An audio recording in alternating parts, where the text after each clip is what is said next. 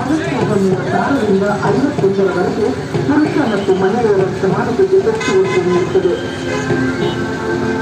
ಕರ್ನಾಟಕ ರಾಜ್ಯ ಸರ್ಕಾರವು ಪರಿಶಿಷ್ಟ ಜಾತಿ ಮತ್ತು ಪರಿಶಿಷ್ಟ ಪಂಗಡಗಳ ಜನಸಂಖ್ಯೆಗೆ ಅನುಗುಣವಾಗಿ ಅಭಿವೃದ್ಧಿ ಆಯಾಮಗಳಲ್ಲಿ ಅನುದಾನ ಹಂಚಿಕೆ ಮಾಡಲು ಕರ್ನಾಟಕ ಅನುಸೂಚಿತ ಜಾತಿಗಳ ಉಪ ಹಂಚಿಕೆ ಮತ್ತು ಬುಡಕಟ್ಟು ಉಪ ಹಂಚಿಕೆ ಕಾಯ್ದೆಯನ್ನು ಯೋಜನೆಗಳನ್ನು ರೂಪಿಸಲು ಆರ್ಥಿಕ ಸಂಪನ್ಮೂಲಗಳ ಹಂಚಿಕೆ ಮತ್ತು ಬಳಕೆಗಳ ಅಧ್ಯಯನ 2017ರಲ್ಲಿ ಜಾರಿಗೆ ತಂದಿರುತ್ತದೆ.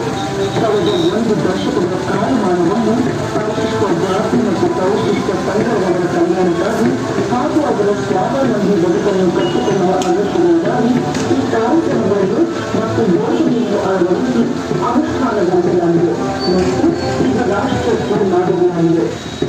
ದೇಶದ ಸಂವಿಧಾನವು ಪ್ರಪಂಚದಲ್ಲಿ ಶ್ರೇಷ್ಠವಾದಂಥ ಸಂವಿಧಾನ. ಇಂಥ ಒಂದು ಸಂವಿಧಾನವನ್ನು ಕೊಟ್ಟಂಥ ಭಾರತದ ದೇಶಗಳು ನಮ್ಮ ಭಾರತದ ಸಂವಿಧಾನವನ್ನು